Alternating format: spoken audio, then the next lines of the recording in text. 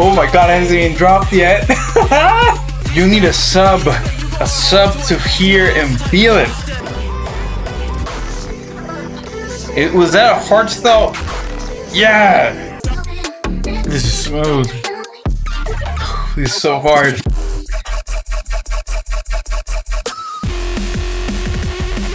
Holy smokes.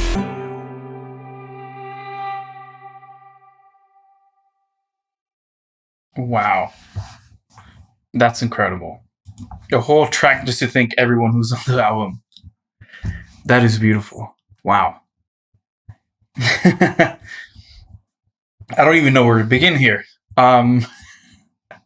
There's so many things I liked about this album. I couldn't even write as many notes as I wanted to, obviously. Wow. Again, I'm probably gonna have to listen to that a couple times to take it all in. But let's see. Skrillex notes. So kick bass, extra rock kicks. Yeah, I noticed that he did like a lot more distorted type of noisy stuff in there.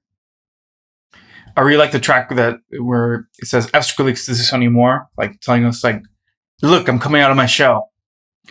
That R&B track, oh man, it's so smooth, so smooth. I noticed that there was a lot of spaces in the first tracks, kind of building up to the final ones. But yeah, all this space just let him play around with not just reverb, but like what the audience expects to come next. And I feel like he has really honed that in. And yeah, like he's kept surprising us, with these different rhythms and different hits that we were not expecting. He created a lot of room for groove by doing that space. Smooth drops sound heavy. Like a lot of them, like the high end was like, some of them was removed, but it was still heavy on the low end and mid range.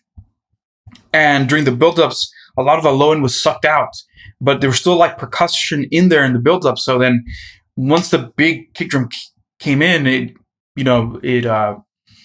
really drove in the impact of the drop. The space in the leaves, the space leaves more impact for the bass impact. Yep, I just said that. The jungle forest and ambiences, I thought that was great. Like he created this whole world, and I don't know if he just found samples or whatnot, or he got some from a library. But there's also like a little. I don't know if it's a creature from there or a flute that he put in there, but it's pitching with the track and it sounds fabulous. I loved it. He goes from trap into more traditional EDM song style. So yeah, he blends a lot of different styles in this album. There's even parts in there where I thought he was gonna give us finally like a raw hardstyle or a hardstyle type drop, but he's held back. Oh my goodness, that would have been epic for us. Maybe someone could make a remix out of that. But yeah, he had multiple build-ups, and I thought it was really, really cool. I haven't listened to dubstep in a fat minute, but I'm guessing that they suffered something similar to what extra raw hardstyle has, where there's a build-up upon a build-up upon a build-up, and it can get quite repetitive. But I think the way Skrillex did it, where he's building different little sections into the track, sounds fantastic. And then he drops it to a piano, which is completely mind-boggling, And I think he does this twice. So lovely textures everywhere. Yeah, and it smacks you in the feels this time, not just with a hard snare and a hard kick, but the emotion with the piano. So I really, really love that. Ghost kick snare things. What I mean by this is there's parts where a kick would have hit what you would expect a ghost snare to be, and he just delivers it so well. The trap beatbox. Oh my goodness. Okay. So I've seen beatboxes, and we've seen Pharrell do these little things, and Timbaland do lots of percussion with mouth smacking with clicks, and and doing these little sound effects, with your S's and whatnot. But I think the way he chopped them up and he gated those little snippets of audio just sound terrific. Just really goes back to what I mentioned about space. He makes everything time so perfectly, not just when it hits, but also when the sound ends. So I think that trap beatbox thing is fantastic. intro hard moobaton to reggaeton trap beat. I think this might be from the same song, or it might be two different songs mixed in. But yeah, it just transitions so well into like this moobaton type of beat. That has more energy, and this is when we're starting into the more energetic part of the album. And he even has, I think in the second part of that drop or in the following drop, he has these little mouth clicks that lead into a burp, or what I think is a burp. It might be an ah, but it kind of sounds like a burp. I just think that's, again, amazing how he builds that in. And I'm pretty sure he's fading in really quickly, or he's doing some gating in there, because it just sounds so snappy and so clean. But yeah, I love that, those little sound effects. So it's really incredible how he's gone from sampling, the oh my god, to these natural textures from day-to-day life or from nature.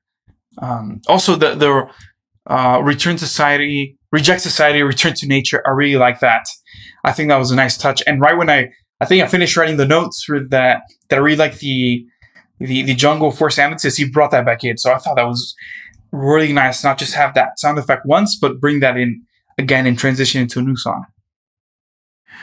And then he does a little bit of a not so hard techno, I guess people call it hard groove. And he said he sold his soul to cue this song. So I thought that was very, very brilliant. Then he's joking around with the whole album and he's having fun. And you can really tell that he really, really enjoys this. Incorporating different types of sounds and music into his music. You hear that in every single one of his albums, but I think this is the one you hear it most, because he incorporates everything from different years into this one. Yeah, so yeah, I really thought he was going to use a little bit of hardstyle, but this is as close as it gets until you get to the hard rock kicks in there. But this was very, very nice. I like that he did I think 3 different types of drops in there, with the traditional type of bigger kick drum, a little bit of groove in there. Then he did like the offbeat type of bass thing. And I also think he might have done like the gated type of kick too. So I think that was pretty nice. Yeah. And then he did this flute screech thing. So again, going back to the nature thing, I don't know if he did this on purpose or whatnot, or if it was an actual saw wave or a triangle wave that's, a little bit cleaner. But to me, it sounded like a flute. And he did he played the part of a traditional screech that you would have in like these hard techno type of songs, or these hardcore type of songs, but he played it with the flute, and I thought that was just masterful, because it plays the same harmonics you would with the screech, but instead of being so detuned, it just kind of gives you this vital feeling of danger, and I thought that was incredible. Okay, here we go next. Yeah, the album's just fun. Like the little phrase that says that I heard this snare took 2 years to make. And then he repeats it, delays it, whatnot. And I thought it was brilliant. And I actually saw a YouTube video, or the thumbnail that said, Skrillex used my snare. So I want to go see that video now to verify if this is the snare or this is just a joke. So I really like this. I think this is absolutely brilliant. Yeah, but it is. Skrill knows when to dial it back and let the listener rest. So he built up, and I think he dropped the Wookiee song, and that was just so energetic. And I kept thinking, when's the drop going to come? And when's the drop going to come? And you had these hard sounds, these distorted sounds come in, and you still felt like, damn, this is so hard. But it's going to get harder, and it's going to drop eventually. And then it has this break where it says, Atlantic Records stole this drop, confiscated this drop or something like that. And then eventually it does drop. So that was fantastic. And then he mellows it out. And then he does like this raw stylish kicks where I think he's going to give us hardstyle or the raw style, I think one of the songs he released before the album, I think it might have been the last album, he gave us like some deep 4-on-the-4 click kicks, and I thought maybe this is the time where he's going to finally drop some hardcore or some hardstyle in there. But he didn't. He just had these kind of raw style type of sounds in there that sound like kick rolls that are pitched up and down, and I thought it was lovely. Yeah, ear candy, absolute ear candy. Cool mixture between modern sounds and classic distorted Skrillex sounds. So yeah, this is at the end of the album where he finally just goes in and starts putting some of his traditional sounds in there. You know, some of those sounds from Scary Monsters Night Sprites, and he remakes some of those songs a little bit. Then he brings parts of those vocals in, and just brilliant.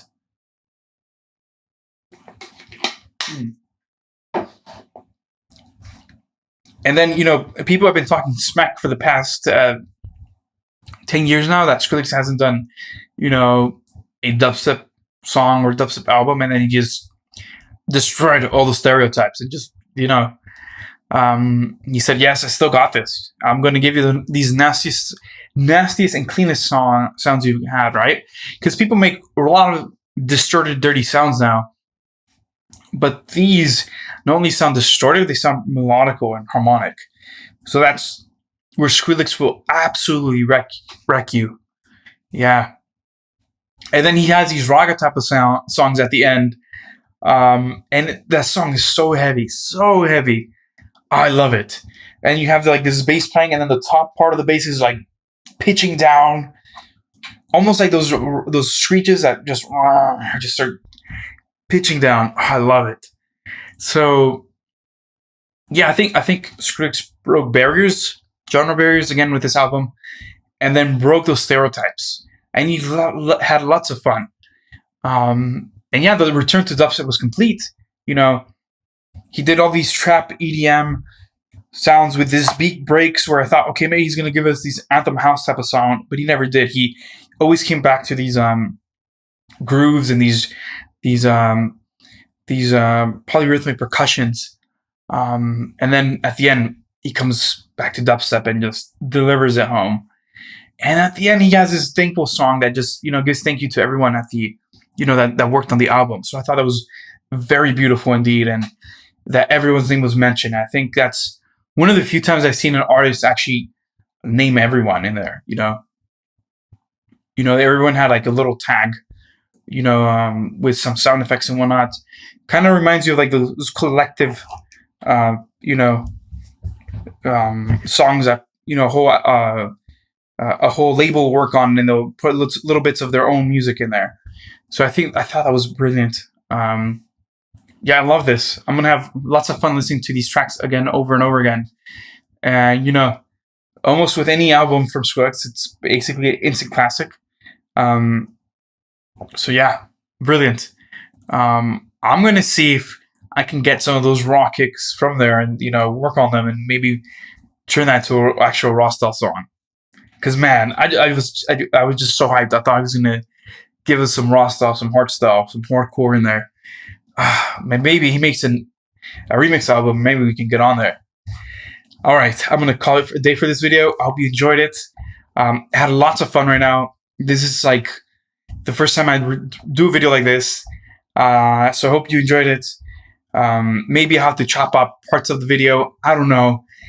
I just think this is a really cool experience that I've never done before. I always listen to music and wish I had captured the reaction I had when I first heard it. And I think having a camera made it very different. Because I felt like I was being watched, but at the same time, I just enjoyed the music so much. So yeah, this is definitely a new experience for me, and I really enjoyed this. Again, this was Skrillex. F beep Skrillex. Let me say this again. F beep you Skrillex. You think you're Andy Warhol, but you're not. So yeah, this is brilliant. I love this. All right, catch you guys on the next one. Peace.